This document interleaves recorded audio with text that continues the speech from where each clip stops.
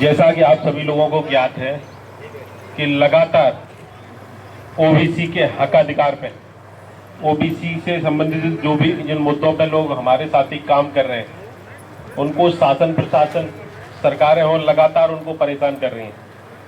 अभी 3 साल पहले की बात है जब हम लोगों ने भोपाल में आंदोलन किया था, उसके बाद सोचो हम घर लौट के नहीं आ पाए थे।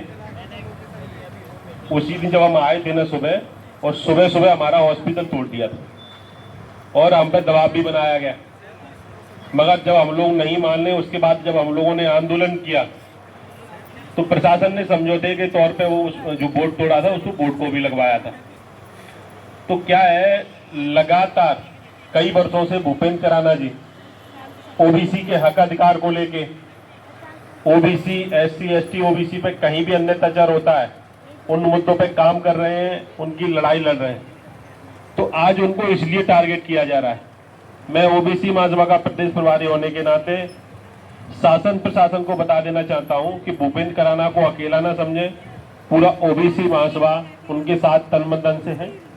और आप लोगों को पता है कि किस प्रकार से, जहां तक मेरा अनुमान है, हमने देखा है कि जो शासन प्रशासन जो काम करता है वो कहीं ना कहीं ऐसा लगता है कि वो भाजपा के पदाधिकारी हों।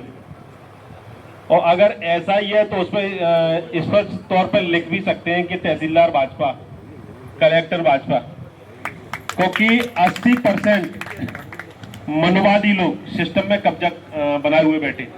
हमारे ही कुछ लोग हैं उनकी दलाली करने में लगे हैं। तो मेरा सभी साथियों से निवेदन है, आप लोगों से भी निवेदन करना चाहेंगे, अनिल भाई ने संक्षेप में बता दिया है। मेरा सभी साथियों से निवेदन है कि भूपेंद्र कराना जी के साथ दें। और शासन प्रशासन से कहना चाहूँगा, अभी भी शासन से और प्रशासन के जो माननीय तहसीलदार साहब हैं उनकी भी खबरें आ रही हैं, तो कहीं ना कहीं ये हम सब लोगों का दबाव है। अगर आज कार्रवाई भूपेंद्र कराना पे होगी और हम लोग शांत रहेंगे तो निश्चित मानिए कल उसमें आप भी होंगे, परसों विजय जी होंगे, परसों अनिल जी होंगे, परसों प्रदीप जी होंगे।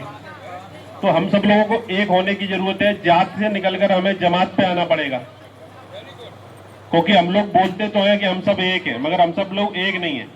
क्योंकि हम लोगों ने देखा है कि जब हम लोग आंदोलन करते हैं तो समर्थन 50 संगठन से मिलता है, और जब हम लोग उस यात्रा हुए आंदोलन करते हैं तो मुश्किल से 25, 50, 100, 150, 200 लोग हो पाते हैं।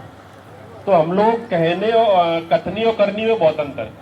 हमें जमीन पे काम करना पड़ेगा, हम सब लोगों को एक होना पड़ेगा, क्योंकि कहने को बहुत सारी बातें हैं, मगर ये जो मुद्दा है ये मुद्दा भूपेंद्र कराना भाई को लेके है और हम सब लोग भूपेंद्र कराना भाई के साथ हैं। सभी साथियों को मेरा जय भीम, जय ओबीसी, जय संविधान।